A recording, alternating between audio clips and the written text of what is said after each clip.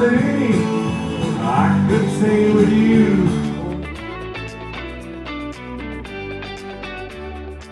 Hello friends, and welcome to our channel. John and I are enjoying our time along the Forgotten Coast. We cannot say enough good things about the Ho-Hum RV Campground right on the Gulf of Mexico. Today our adventures will take us to Carabel and the Crooked Lighthouse in Carabel, Florida. We also want to share with you an old caboose we found along the roadside. Thank you so much for watching, and thank you for joining us today. Let's get our day started. Roll that intro.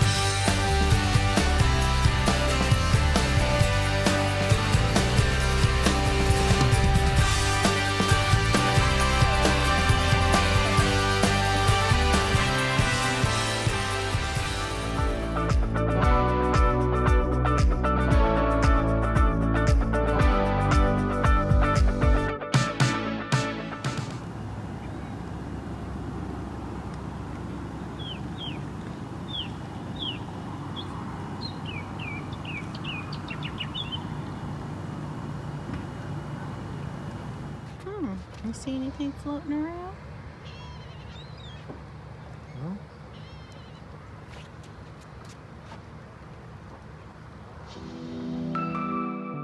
Here we are at Ho-Hum RV Park. Sit back and relax and enjoy this epic sunset. An amazing moonrise.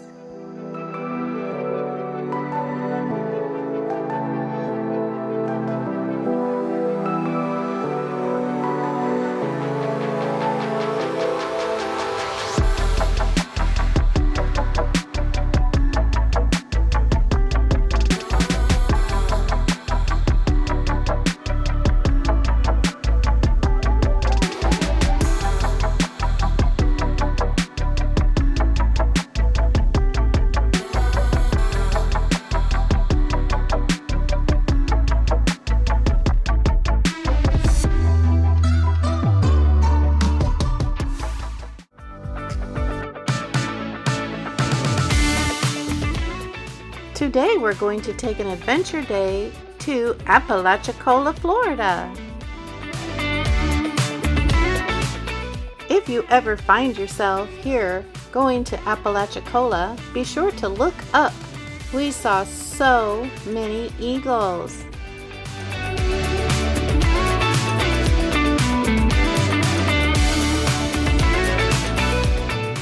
Apalachicola is about 30 minutes west of our campground, Ho-Hum RV Park, on Scenic 98.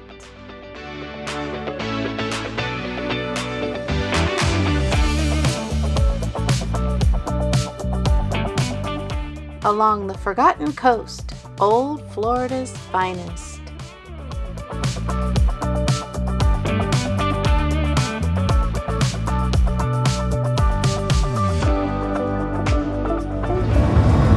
There's the town. Looks like there's some damage from the hurricanes and things. 8% rain, wow.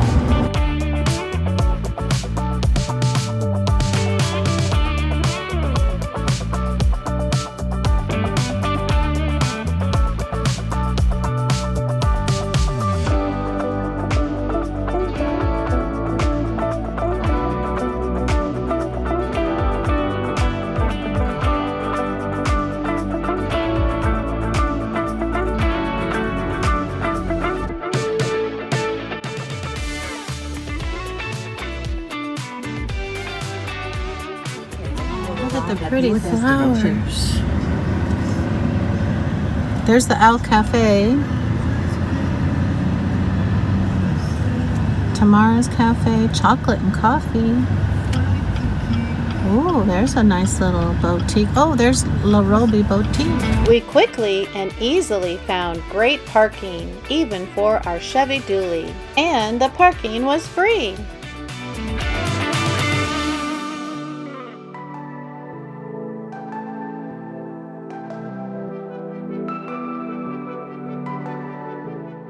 We're going to do a little bit of shopping, find a place for lunch, and probably some more shopping.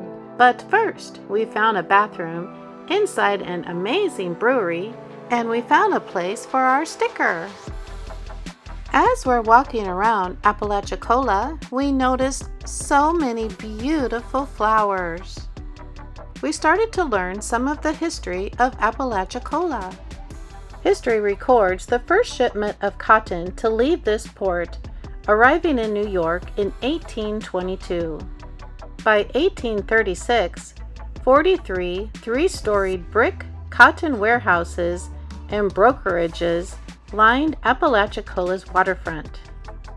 Apalachicola was the third largest cotton port in the United States. Between 1828 and 1928, 204 sidewheelers and sternwheelers, queens of the river, plied this waterway. When the river was king, the Apalachicola River, that is.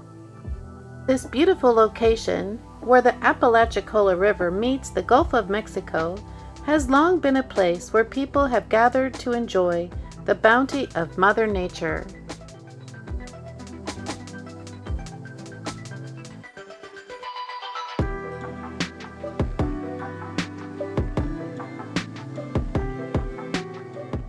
More than 90% of Florida's oyster production is harvested from Apalachicola Bay. Many refer to Apalachicola as Oyster Town. We decided to eat lunch at the Owl Cafe, and we were not disappointed. Apalachicola received her current name in 1831. Apalachicola is an Indian word.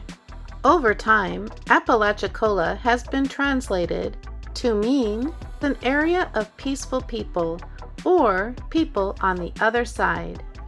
Before the development of railways in the Gulf states, Apalachicola was the third busiest port in the Gulf of Mexico, behind New Orleans, Louisiana, and Mobile, Alabama. The locals call their town Appalach. We had so much fun in this beautiful, eclectic town, and we can't wait to go back again. Our next stop is Crooked River Lighthouse. The lighthouse is listed on the National Register of Historic Places, and the 103-foot lighthouse is the tallest on the Forgotten Coast. The lighthouse, this iron skeleton structure, is topped with a circular platform, which provides great viewing for those that are adventurous enough to climb the 128 inside steps. You can climb the Lighthouse Tower for $5.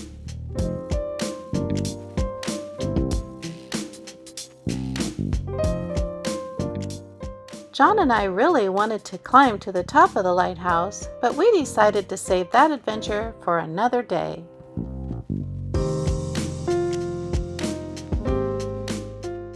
In 1999, the Carabel Lighthouse Association was formed to restore, preserve, and open the lighthouse to the public. Their goal was achieved between 2007 and 2009.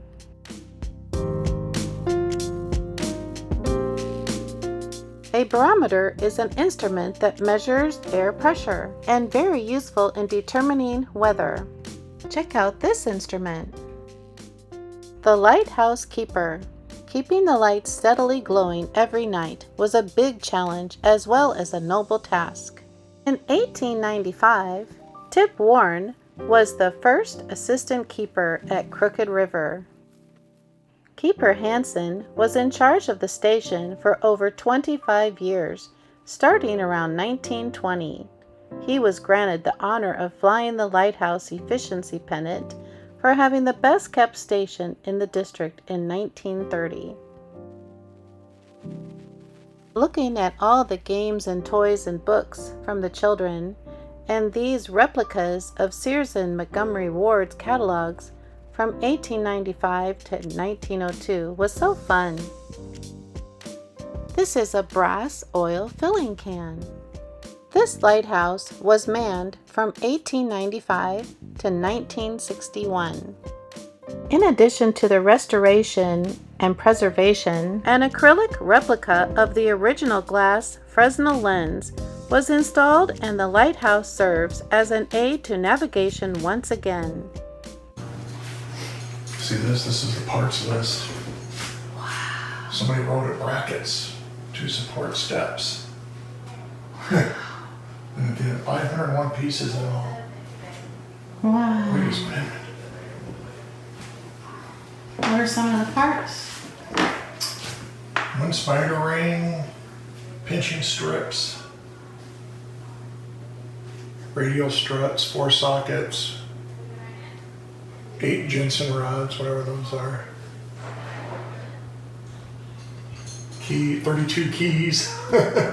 Wow, key management. Mm-hmm. The Crooked River Lighthouse was built in 1895. This lighthouse replaced 3 lighthouses on Dog Island that over the years were destroyed by storms.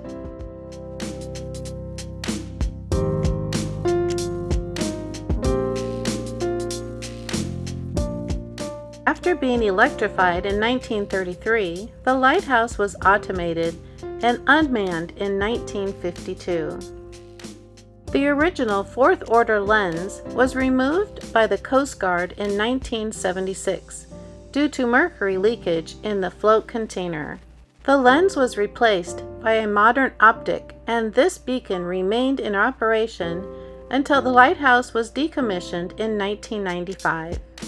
From 1976 to 1995, the lighthouse operated using a modern optic, similar but larger than the one displayed here. This smaller 155mm light would have been used in a flashing buoy marker. The Crooked River Lighthouse optic was 190mm, and some are as large as 250mm. They use 12-volt direct current. So beautiful! This is a modern optic bulb changer donated by the U.S. Coast Guard navigation team from Pensacola, Florida, from 1872. Feel free to pause the video so you can read the rules for teachers. Good thing John and I followed rule number 7. We had a wonderful time here at Crooked River Lighthouse.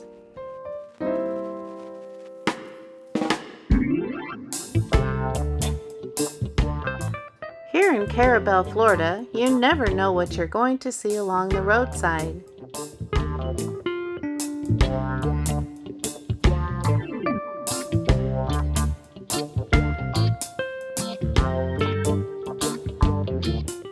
We saw a caboose, so we decided to stop. This caboose is a Delaware and Hudson Railroad D&H 35818. I'm guessing from the early 1900s. Leave us a comment if you know anything about this caboose.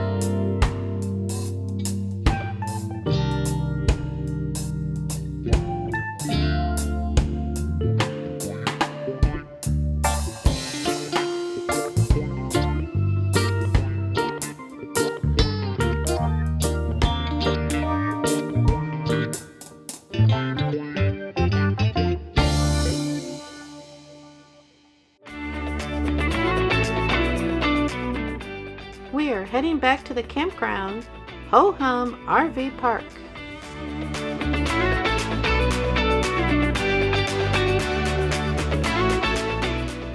And lo and behold, we have some live music right here at the campground. I think I could stay with you. Oh, I'll be alone if I do. From sunrise to sunset, John and I feel so blessed. One campground at a time, one adventure day at a time, we are making lifelong friendships. We are meeting the most genuine people along the way. And we're making our dreams come true. We are enjoying our stay here at Ho Hum RV Park as our home base as we explore the forgotten coast. Our next adventure will take us into downtown Carabel as we tour the town.